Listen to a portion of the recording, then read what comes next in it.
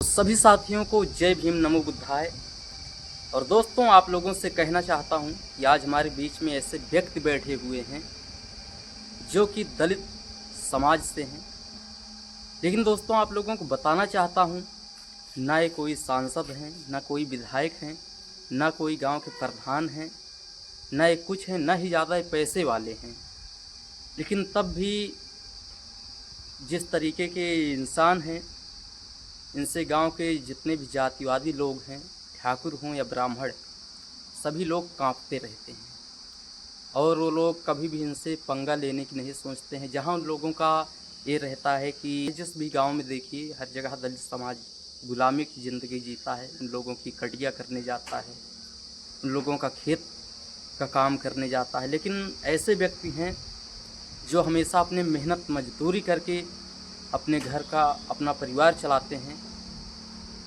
और शायद इसीलिए कुछ लोगों को जलन भी रहती है इनसे, और आए दिन कुछ ना कुछ घटनाएं करते रहते हैं। लेकिन हर जगह वो लोग विफल ही होते हैं। तो आइए हम इन्हीं से भी मिलते हैं और बात करते हैं। तो क्या नाम है आपका? हमारा नाम राम स्वरूप गौतम है। अच्छा, तो फिर जैसे आप किस धर्म को मानते हैं? हम बौद्ध धर्म को मानते हैं अच्छा और बाबा साहब को मानते हैं। अच्छा। तो दोस्तों, जैसा कि अभी बताया, वो ये बौद्ध धर्म को मानते हैं और बाबा साहब को, और बाबा साहब के विचारों पर चलते हैं। और शायद इसीलिए आज ये अपने समाज में आगे भी हैं और कोई इनसे लगता भी नहीं है। और दोस्तों, आप लोगों को एक घटना भी बताना चाहता हूँ। अभी मैं पूछूंगा इनसे ही, लेकिन आप लोगों को मैं थोड़ा सा उसका मैं बताना चाहता हूँ कि कुछ लोग थे गांव के ही ठाकुर, जैसा कि अभी इन्होंने बताया हुआ था। तो कुछ लोग थे जो लड़ाई किए घर में, मतलब बच्चों को मारे इनके। लेकिन क्या है कि वो लोग भी मारे, अगर वो एक मारे तो फिर इधर से इन्होंने 4 का जवाब दिया। वो लोग थोड़ा सा अगर मारे तो फिर एक लोग का इधर से जवाब आया, एक लोग का तो पैर ही फ्रैक्चर हुआ, और एक लोग का थोबड़ा ही सही कर दिया इन लोगों ने और इनके घर वालों ने। बस बात वहीं दोस्तों एक ही जगह फंस जाती है, बस पैसा नहीं है इनके पास।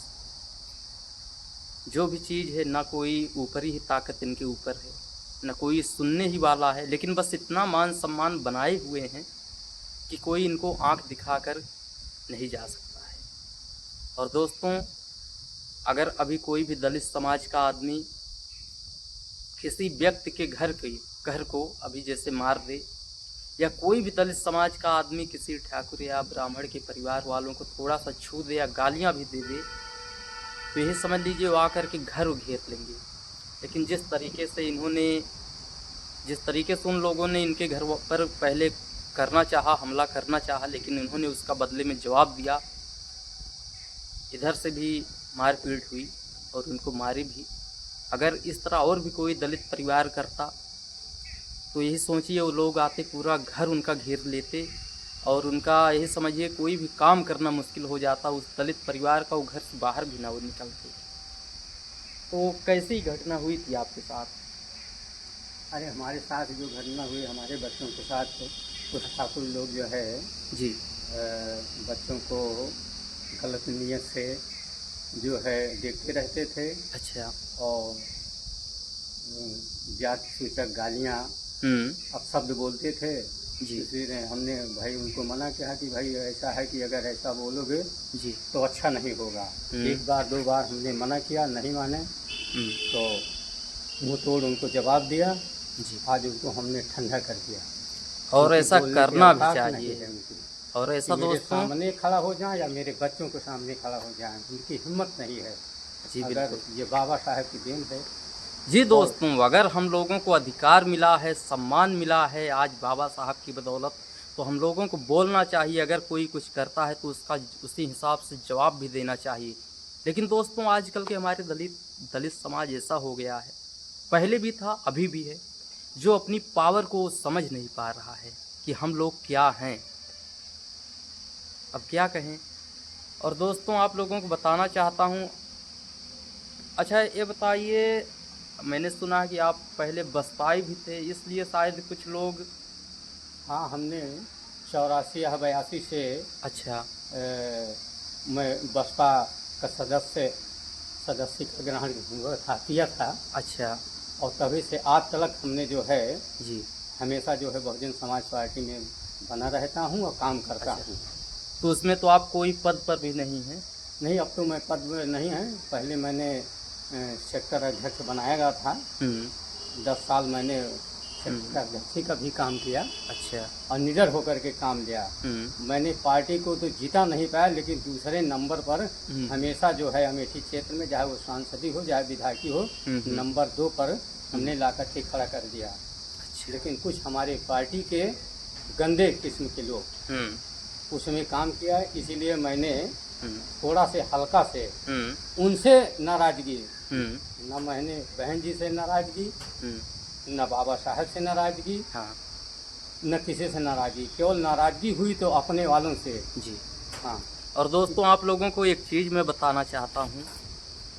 जैसा कि इनके पास एकदम सादगी है, जो भी बोलते हैं सच्चाई बोलते हैं, झूठ वाला काम नहीं है। और जिस तरीके से इन्होंने बसपा में रहते हुए इन्होंने मेहनत किया, घर घर जा कर के मेहनत किया और पार्टी के पीछे अपना समय पैसा दोनों बर्बाद किए, लेकिन दोस्तों आज इनको कोई पद भी नहीं मिला और शायद इसीलिए निराश होकर के इनको घर बैठना पड़ा। लेकिन एक चीज़ रहा इनके दिमाग में कि मैं वोट दूंगा तो बसपा को ही दूंगा और किसी को मैं नहीं दूंगा। इनके दिमाग में ये चीज़ था। लेकिन दोस्तों, कुछ लोगों की वजह से इन्होंने अपना कार्य, जो सेक्टर अध्यक्ष थे या कुछ भी थे, उसको इन्होंने छोड़ दिया। क्योंकि जो लोग बहन जी को गाली देते और जो लोग झूठ फूट बोलते, उन्हीं को पद मिल जाता और उनको ऊंचा बैठाया जाता था। और जो सही से मेहनत करता ईमानदारी से, उसको नज़रअंदाज किया जाता था। और यही चीज़ इनके साथ हुआ और इसीलिए शायद आज घर पर रहते हैं और अपना जो भी होता है कारोबार करते हैं। और दोस्तों, एक मज़ेदार की बात ये भी बताना चाहता हूँ। आप लोग सुनेंगे तो कहेंगे कि आखिर कैसे ये व्यक्ति हैं। और दोस्तों, एक बार प्रधान भी था, प्रधानी के चुनाव भी आया था जब कि पिछली बार में। तो फिर दोस्तों, आप लोगों को बताना चाहता हूँ कि उसमें इन्होंने प्रधानी भी लड़ा था, क्योंकि 80 सीटें आई हुई थी, जिसमें से 1000 ऊँट में ईमान के चलिए, जिसमें कम से कम 250 से 250 ऊँट जिसमें ठाकुर ही हैं। अगर पूरा गांव भर का मिलाया जाए तो फिर 1000 ऊँट है, जिसमें कम से कम 200 से 250 ऊँट उसमें ठाकुर का है। और बाकी मान के चलिए अगर 50-60 के ऊपर, तो फिर मान के चलिए 300 के ऊपर तो ब्राह्मण ठाकुर का है। लेकिन ये भी लड़ाई लड़े थे उस प्रधानी में, और जिसमें से इन्होंने ब्राह्मण ठाकुर को उनके यहाँ गए भी नहीं कि हमको आप वोट दीजिए, और बस SC ST OB के घर अपना गए, अपना जो भी जिस तरीके से हुआ। और दोस्तों, लेकिन कुछ लोगों की वजह से, कुछ जातिवादी लोगों की वजह से इनको हार का सामना हुआ। और दोस्तों, वो ये हारे नहीं, इनको हराया गया, इनको हराया गया।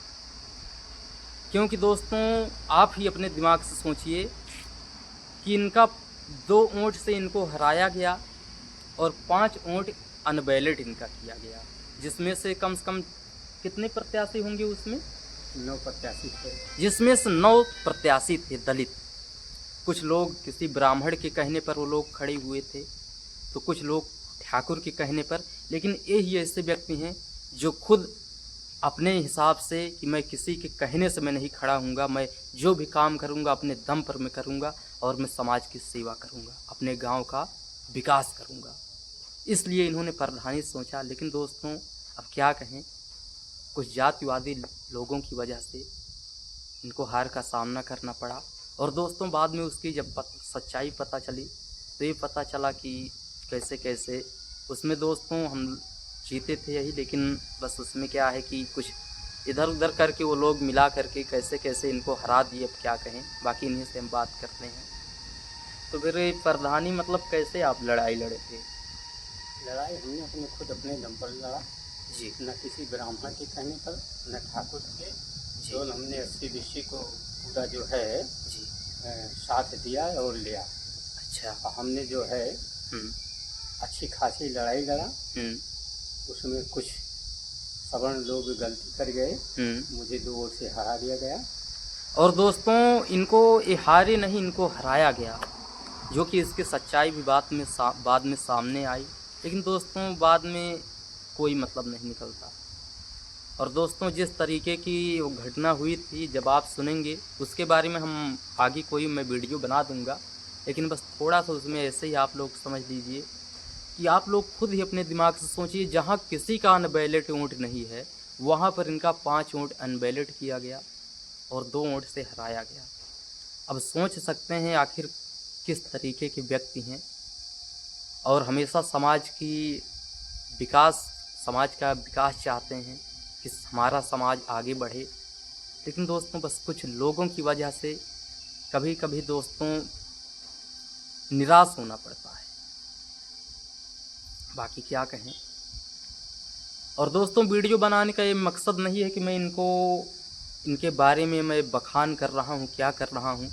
वीडियो बनाने का ये मकसद है कि लोग जो हमारे दलित समाज के लोग इस वीडियो को देख रहे हैं वो इनसे सीख लें कि अगर हमारे पास कोई पावर भी नहीं, हमारे पास पैसा भी नहीं है, हमारे पास कोई पद भी नहीं है, तब भी हमको संघर्ष करना चाहिए, ना कि हमको तलवा चाटना चाहिए किसी का।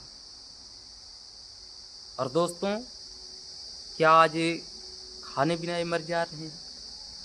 ऐसा तो कुछ नहीं। हाँ, थोड़ी बहुत परेशानियाँ होती हैं, लेकिन इन्होंने मान सम्मान की ज़िंदगी जिया है और वही मान सम्मान की ज़िंदगी ये जीना भी चाहते हैं।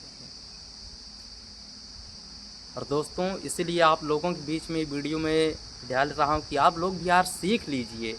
बाबा साहब ने हम लोगों को अधिकार दिया है, मान सम्मान दिया है। आज कोई भी चीज़ हो, सब चीज़ों में हक दिया है, तो फिर हम लोग क्यों आखिर पीछे हो जाते हैं? क्यों आखिर वही गुलामी का ही रास्ता हम लोग चुनते हैं? किसी का हम लोग तलवा चाटते हैं, जब हमको खुद कुछ बनने का मौका मिला है तो फिर आखिर हम लोग क्यों किसी के पीछे हम लोग पड़े हुए हैं? आप लोग इनसे सीख लीजिए। इसलिए मैंने इस वीडियो को बनाया है। मेरा मकसद यही कि आप लोग सीख लीजिए और कुछ अच्छा करने का प्रयास कीजिए। बाकी जिस तरीके से अभी भी इन पर जुल्म होते हैं, ठाकुर हुए, ब्राह्मण हुए, सभी लोगों को इनसे जलन रहती है कि और सभी लोग आते हैं मेरे घर में, कटिया बिनिया करते हैं, मेरा मेड़ छोलते हैं, क्या से क्या करते हैं, लेकिन ये ऐसे हैं जो हमको मान सम्मान तक नहीं देते हैं और बस खुद मेहनत करके खाते पीते हैं। यही सब चीज़ उन लोगों को जलन होती है देख करके। इसलिए वो लोग दिन पर दिन कुछ ना कुछ वो लोग करते ही रहते हैं, लेकिन हर जगह वो फेल ही होते हैं। तो दोस्तों अगर आप सच्चाई के साथ रहेंगे, सच्चाई से जिएंगे, तो दोस्तों आप लोगों को कोई भी, हाँ थोड़ा दुख ज़रूर होगा आप लोगों को, लेकिन कोई आपको फेल नहीं कर पाएगा कहीं। तो आपका क्या विचार है, कुछ दर्शकों को आप बता दीजिए। हाँ तो दोस्तों, आप सब बाबा साहब की जो देन है, उस देन को आप लोग मत भुलाओ। और इस संघर्ष को बाबा साहब ने जैसे कुर्बानी दिया है, उसी तरह से जैसे हमने 20 साल तक बहुजन समाज का जो है, बहुजन समाज का प्रचार प्रसार किया, जमकर के जो है पार्टी का योगदान दिया, उसी तरह से आज हम सभी दलित भाइयों को ये बताना चाहता हूँ दिलो जान से कि जो 3 वचन बाबा साहब ने दिया है, उसको आप सब दिल से और दिमाग से अपनाओ, और नहीं तो अगर बिखराव हो जाएगा तो वही गुलामी जो है फिर जकड़ लेगी। अगर बाबा साहब ने गुलामी से छुटकारा दिलाया है तो उसको हमको याद करना है और बाबा साहब की तरह ही हमको संघर्ष करना चाहिए। और करता रहूँगा जब तलक सांस चलेगी, बाबा साहब की तरह ही लड़ाई लड़ता रहूँगा। और आप सब भी लड़ो और संघर्ष करो।